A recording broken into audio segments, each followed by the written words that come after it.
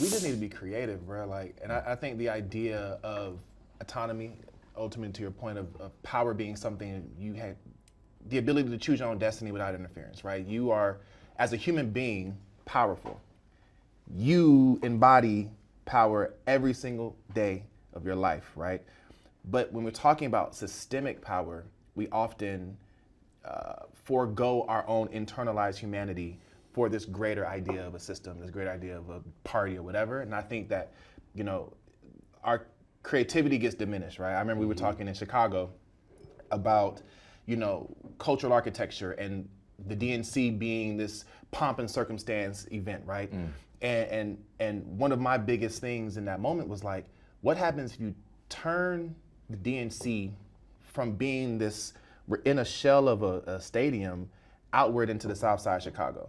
Like, what happens when it becomes the biggest block party that the nation has ever seen? Where you have door knocking going on, you have the millions of dollars that went into the production of this thing, going into small businesses, going into entrepreneurs in the community, that in the moment it happens would transform this entire conversation, in my opinion, because it's always been, you know, the Democrats, they don't love us, they never put money in our pockets. They don't come to the hood. They want to come to the hood when it suits them. And I'm like, how do we show that power is in interpersonal connections and is in the idea of like self-autonomy, right? And I think we have to be creative with how we're like forging these new dynamics, because, you know, I'm wearing all black, got the shades on, because I'm grieving, right?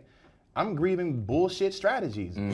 Nigga, RIP the fucking trash ass ideas that don't serve the future of where we want to be, right? I got the black on, all black on, because I'm like, I want to dig the grave to insanity on this side of the aisle, right? Metaphor. Motherfuckers who really be out here like thinking that, for insanity and yo, that's just out of here, right? bro. Like, and this idea that we're gonna keep doing the same shit every single 4 years, every single year, we're gonna do the same things.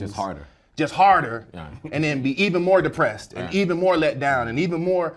It's like, nigga, what are we talking about right now, right? So power to me is understanding that you as a person, as a sovereign being, can do wonders. And how do we band together as sovereign, powerful human beings to create the new systems where that shit can be enacted? I think we had to be just a little careful when we toss out power, because there's a lot of 48 laws of power folks out there, like who are looking at power as just, have you read 48 laws of power? The manipulation of power. Oh my God. Like I read like a couple of those chapters and I was like, man, if you did all this stuff, you would just be evil. Like, because the way you are using it to manipulate. And I think it's like power with a purpose. And a purpose for my, you know, vision is upliftment, growing, strengthening, fortifying people, communities, ideas that, you know, actually really serve us. I think, like, as we say power, we just have to like put that little addendum that it isn't, you know, we talked about not power for the sake of power, but power as a tool to create the world, like you are saying, we imagine, and that we can sort of, and I think. But can't we just acknowledge that power is power?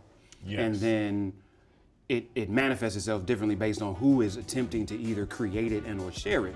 So it doesn't change what power is. Right. The question is, what does Elon Musk's version of power and the manifestation of power look like versus what does ours? But it doesn't change what, I want us to stop trying to make certain words mean a bad thing. Power is what it is. Exactly. And we talked earlier, like, we should be power hungry. Absolutely. Just not power drunk. That's right. And the moment we start diminishing the value of power, the goodness of power, that's when we give it up.